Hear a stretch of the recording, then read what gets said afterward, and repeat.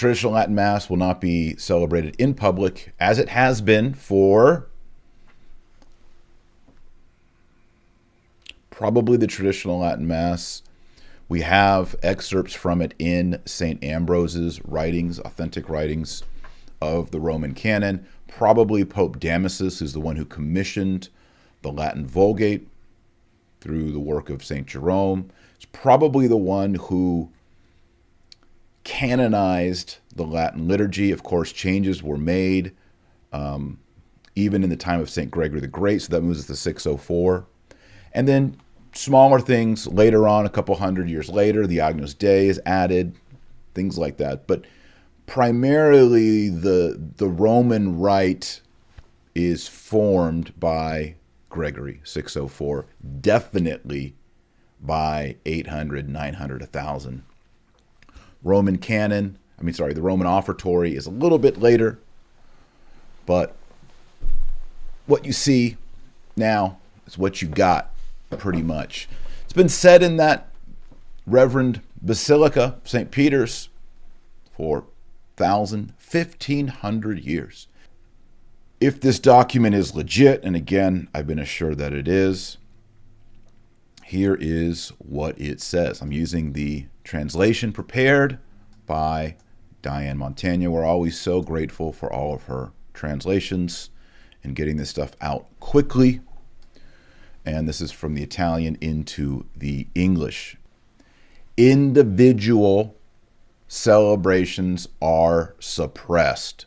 Boom. So when you go in at 7 a.m. in St. Peter's, there's all these beautiful masses, boom, boom, boom, boom, all the way around the church, as far as your eye can see in every direction. Gone. That beautiful tradition just got nuked. Francis has twice spoken against traditional Catholics in the 2 months. He had his statement that Vatican II is the magisterium. Bishop Barron and Word on Fire put out their statement condemning traditionalists as self-eating, mean-spirited, etc. And he doubled down in his allegiance to Francis and Vatican II. Then we had Pope Ben XVI come out with the odd, troubling interview about his support for Pope Francis, that he resigned legit. It wasn't because he said gay lobby. It wasn't because of Vata leaks. It wasn't because the conservative theologian Richard Williamson of the SSPX. And he says Biden is an observant Catholic, etc. Lots of us scratching our head. Then we had Cardinal Sarah come out, and he endorsed and praised Pope Francis. I just feel, as a traditional Catholic, that the eye of Sauron, you know what I'm talking about, Lord of the Rings, people? I see. The eye of Sauron is going, and it is focused on the success of traditional Catholicism in the past 12 months under the COVID situation. Number 3, con celebrations shall be liturgically animated with the assistance of readers and cantors. Great. They got to get lay people in there reading, and you got to get cantors.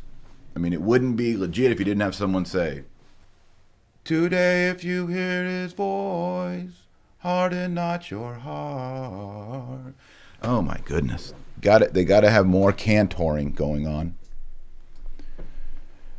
And then number 4, groups of pilgrims accompanied by a bishop or a priest are assured the possibility of celebrating Holy Mass in the Vatican grottos. So beneath the high altar, in the level below, there's actually a little staircase by the feet of the statue of St. Andrew. You can go down there.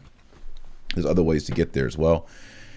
You go down into the grottos, and there's different chapels. There's like a Lithuanian chapel. When we did our New St. Thomas Institute pilgrimage to Rome and Italy, we had a mass down in those grotto chapels.